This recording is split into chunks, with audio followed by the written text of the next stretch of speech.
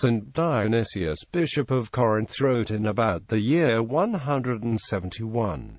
His feast day is commemorated on November 29th. The date is fixed by the fact that he wrote to Pope St Soter.Eusebius in his Chronicle placed his floruit in the 11th year of the Emperor Marcus Aurelius, when Hegesippus was at Corinth in the time of Pope Anicetus. Primus was bishop, while Bacchus was bishop of Corinth at the time of the Paschal controversy. Dionysius is only known to us through Eusebius, for Jerome used no other authority. Eusebius knew a collection of 7 of the Catholic letters to the churches of Dionysius, together with a letter to him from Pinitus, bishop of Knossos, and a private letter of spiritual advice to a lady named Chrysophora. Eusebius mentions a letter to the Lacedaemonians, teaching orthodoxy, and enjoining peace and union. Another letter was to the Athenians, stirring up the faith, exhorting them to live according to the gospel, since they were not far from apostasy. Dionysius spoke of the recent martyrdom of the bishop Publius, and says that Dionysius the Areopagite was the first bishop of Athens.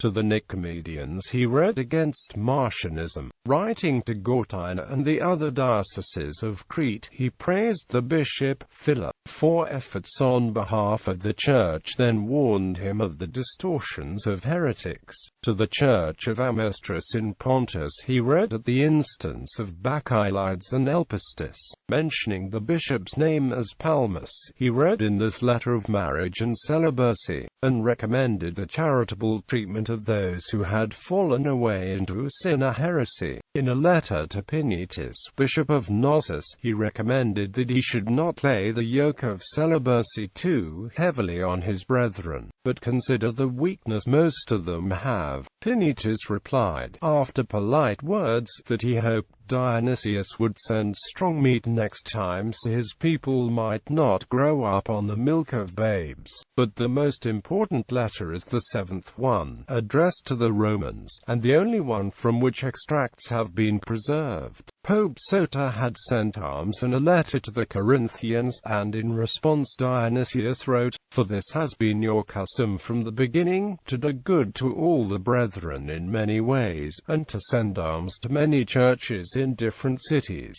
now relieving the poverty of those who asked aid, now assisting the brethren in the mines by the alms you send." Romans, keeping up the traditional custom of Romans, which your blessed Bishop Soter has not only maintained, but has even increased, by affording to the brethren the abundance which he has supplied, and by comforting with blessed words the brethren who came to him, as a father his children. Again, you also by this instruction have mingled together the Romans and Corinthians, who are the planting of Peter and Paul, for they both came to our Corinth and planted us, and taught alike, and alike going to Italy and teaching, that were martyred at the same time. Again, today we have kept the Holy Lord's Day, on which we have read your letter, which we shall ever possess to read and to be admonished, even as the former one written to us through Clement, the witness to the martyrdom of Sts.